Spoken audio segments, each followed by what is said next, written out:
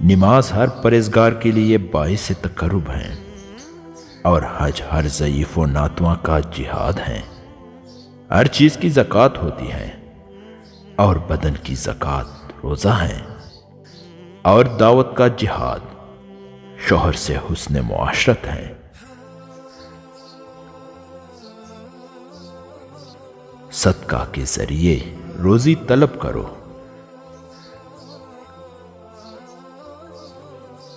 جسے عوض کے ملنے کا یقین ہو وہ عطیہ دینے میں دریا دلی دکھاتا ہے۔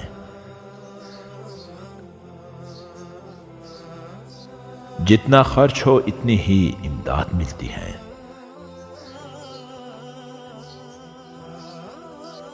جو میانہ روی اختیار کرتا ہے وہ محتاج نہیں ہوتا۔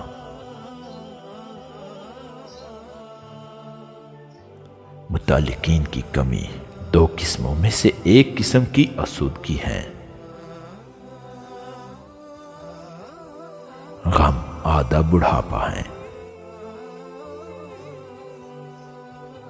مصیبت کے انداز پر اللہ کی طرف صبر کی ہمت حاصل ہوتی ہے۔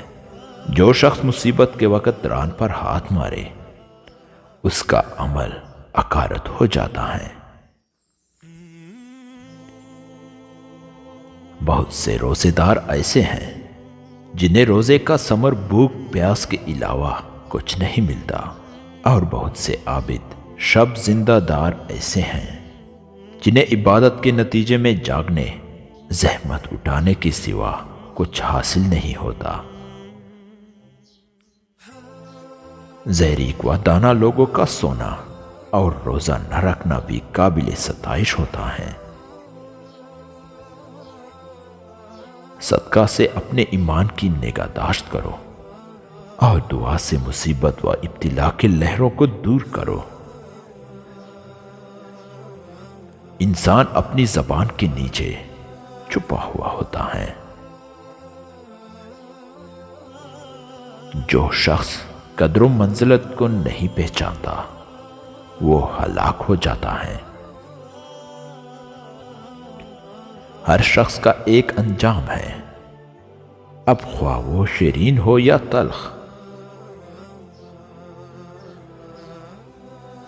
ہر آنے والے کے لیے پلٹنا ہے، اور جب پلٹ گیا تو جیسے کبھی تھا ہی نہیں۔ صبر کرنے والا ظفر و کامرانی سے محروم نہیں ہوتا، چاہے اس میں طویل زمانے لگ جائے۔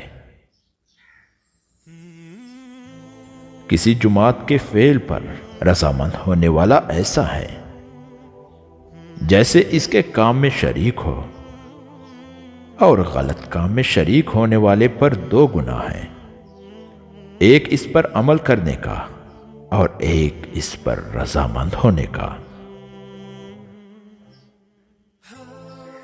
عہد و پیما کی ذمہ داریوں کو ان سے وابستہ کرو جو میخوں کی جیسے مضبوط ہوں۔ تم پر اطاعت بھی لازم ہے، ان کے جن سے ناواقف رہنے کی بھی تمہیں معافی نہیں۔